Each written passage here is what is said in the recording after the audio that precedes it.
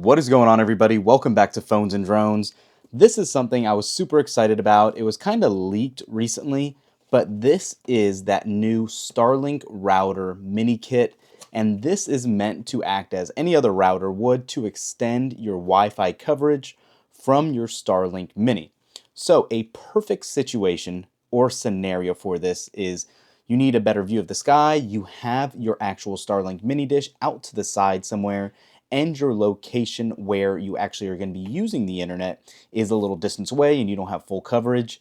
Step in the router mini kit, and this will allow you to basically link to the Starlink mini satellite and give you better coverage close by.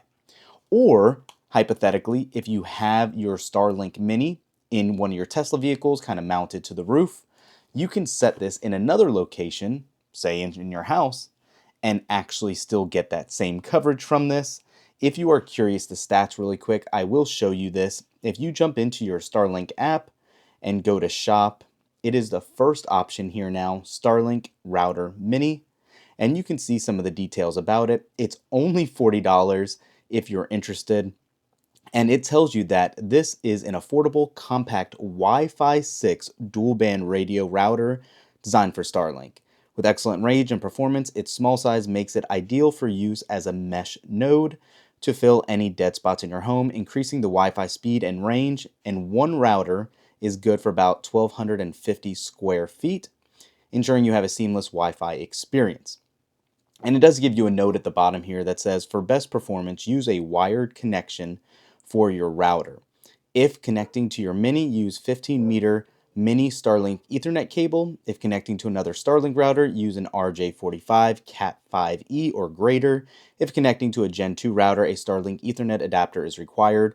Which brings us to our next point, the compatibility. And you can see this will work with Starlink Gen 2, Starlink Gen 3, Starlink Router Mini, and Starlink Mini Kit. It is not compatible to wirelessly mesh with Gen 1 routers or third-party systems, and it does come with one latching Ethernet LAN port and one Ethernet WAN port.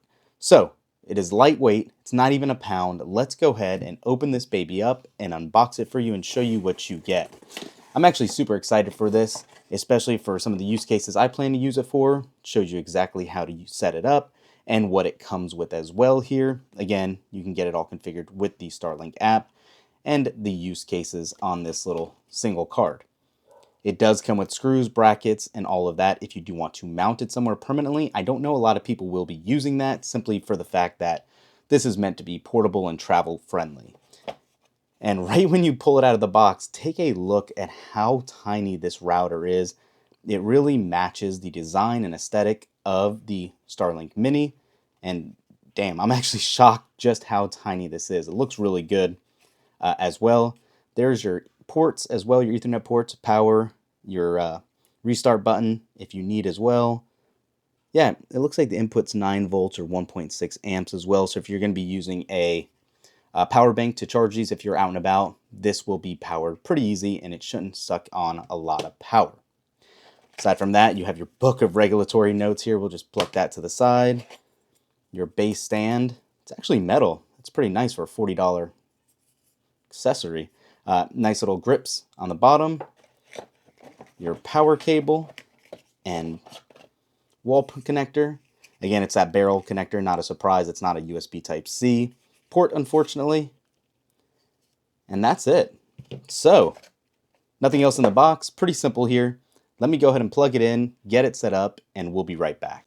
So as you can see here, after you wait a few minutes for the node to actually be recognized, the app will automatically see that there's one available, and it says it's trying to join the network, and you can either say pair or block. We obviously want to pair it.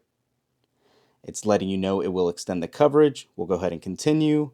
I have a location, found a good spot. It is letting you know obviously wired is the best route. We don't want to do that though. We're going to wait and do it wirelessly. And you can see now in the actual home screen under network, you have the node, and you can see right at the bottom here, it is connecting to the Starlink Mini right above. It is pretty seamless. I would imagine this to take a couple of minutes, but let's see how it connects.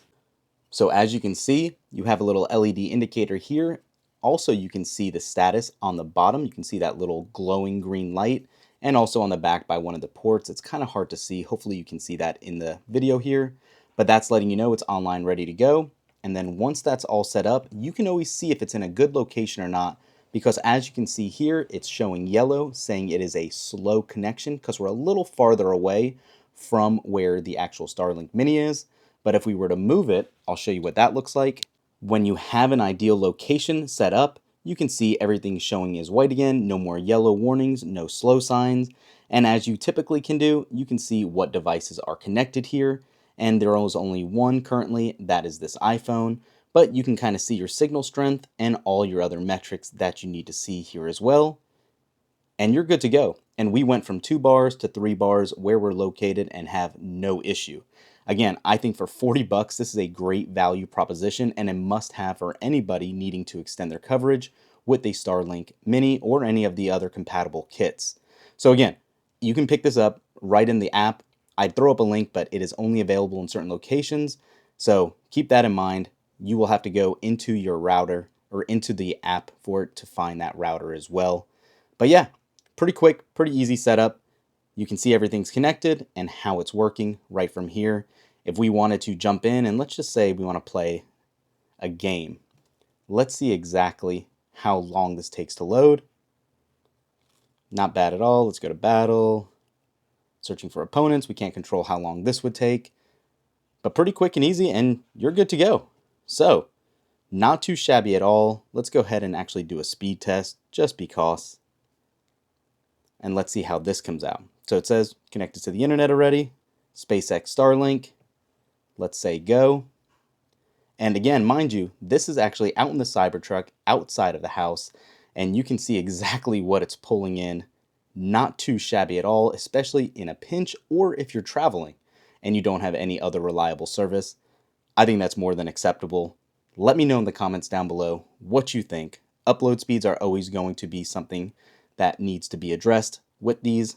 It's just not going to be great just yet, but the ping is pretty low. The download speed is pretty decent. So there we are. Thanks for watching, guys. We'll catch you in the next one. Peace.